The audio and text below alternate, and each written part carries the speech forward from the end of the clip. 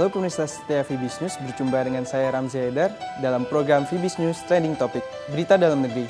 Berdasarkan laporan dari Knight Frank Asia Pasifik, konsultan properti independen global, maka pada periode Juni 2014 lalu, harga properti perumahan primer Jakarta melonjak hingga 27,3%. Harga ini merupakan peningkatan harga tertinggi di dunia pada periode Juni 2014 dibandingkan dengan Juni 2013. Harga batu bara acuan atau HBA pada Agustus ini kembali direvisi oleh Kementerian ESDM ke level yang cukup jauh lebih rendah dari harga batu bara acuan Juli 2014, yaitu dipatok turun 2,98% ke tingkat harga $70,29 per ton. Penurunan ini disebabkan oleh melemahnya permintaan terhadap batu bara nasional.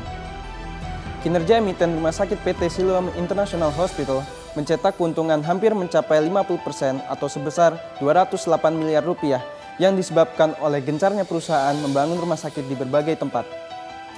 Menteri Energi dan Sumber Daya Mineral menyatakan larangan pemerintah Indonesia terhadap ekspor biji besi pada awal tahun ini telah memacu investasi dalam negeri sebanyak 18 miliar US dollar yang dipergunakan untuk pembangunan pabrik pengolahan atau smelter sampai dengan tahun 2017.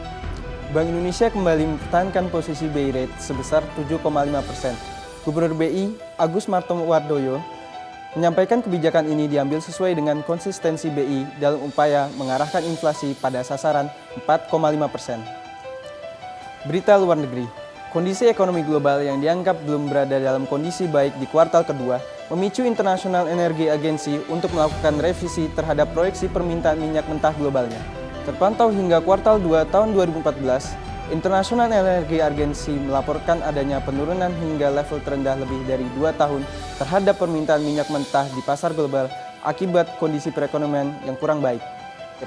Pertumbuhan ekonomi negara kawasan Euro tercatat stagnan dengan GDP kuartal kedua tahun 2014 di level 0 akibat pengaruh ekonomi Siprus, Jerman, dan Italia yang mengalami kontraksi. Ekonomi Jepang saat ini mengalami kontraksi terbesar sejak gempa 3 tahun lalu.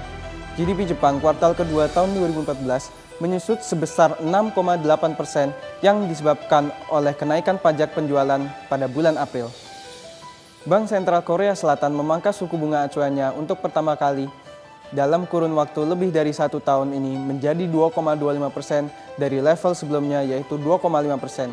Keputusan ini diambil dalam mendukung upaya pemerintah untuk memacu perekonomian negara dengan ekonomi terkuat keempat di Asia ini. Berita terakhir, Lembaga Pemeringkat Kredit Standard & Poor's memangkas peringkat kredit obligasi Argentina menjadi selective default. Rating tersebut disematkan untuk surat utang pemerintah yang bertenor hingga 2033 senilai 539 juta yang dinyatakan gagal bayar oleh Pengadilan Tinggi Amerika Serikat pada 30 Juli lalu.